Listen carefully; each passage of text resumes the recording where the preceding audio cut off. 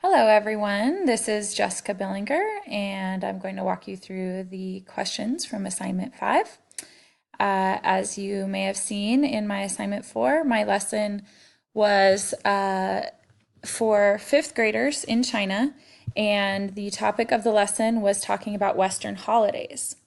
So there were many changes that I made in my lesson from last year, and we'll kind of go through some of those changes and how it went. The first question, did the tasks yield appropriate evidence of the identified understandings? And I would say absolutely. I think the activities in the lessons and all of the videos that were shown, the songs that were sung, they were all very relevant to the vocabulary and the grammar lessons that we were talking about for the unit, and they were very well received. Some of the changes that I made were including artifacts from Western celebrations, some of them that they have seen.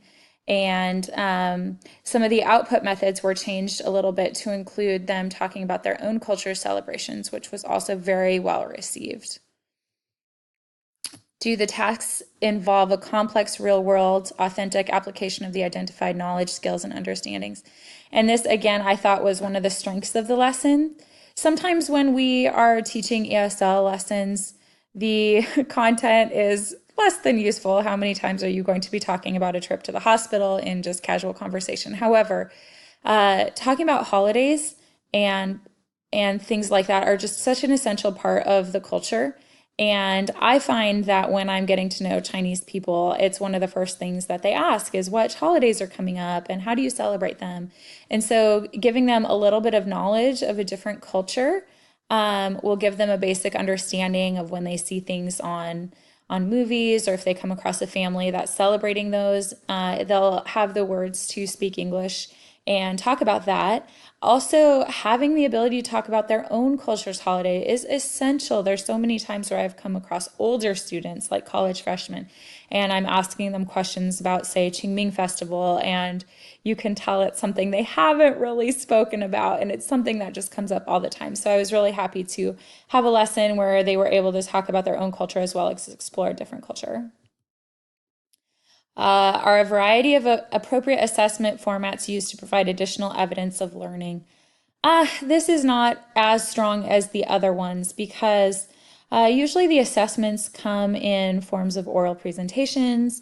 My main assessment at the end was more of a project where they got to build a conversation and decide if it was going to be around Western holidays or around their own holidays. Other than that, the assessments were just primarily from the book. And I'm not huge on worksheets being the primary way of assessing. So it's definitely something that I need to work on. And the last question shows that too. Are students given the opportunity to self-assess and reflect on their learning and performances? I would say no. The whole project-based learning, self-assessment, that's kind of an educational principle that is not in the Eastern culture yet. It's a very Western concept, and so I'm seeking to try to import that a little bit into my culture or into the culture here, excuse me, and to show them ways that they can self-assess. But it's something that yeah, the unit has kind of showed me that I need to do more of, and obviously the questions and the material from the classes, they just showed me that that's kind of a more appropriate way to assess. Here's some things that went well. I totally changed the way we celebrated the holidays here.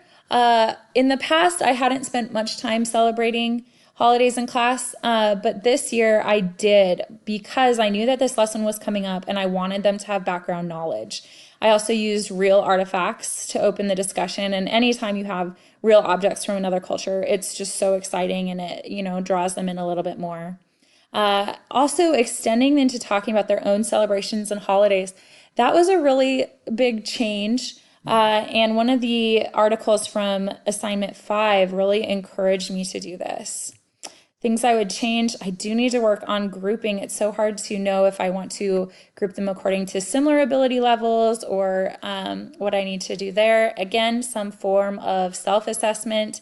And I need to move more discussions toward their cultural views and topics because it's just a really great way to have them be more engaged and interested in the conversation. Thank you.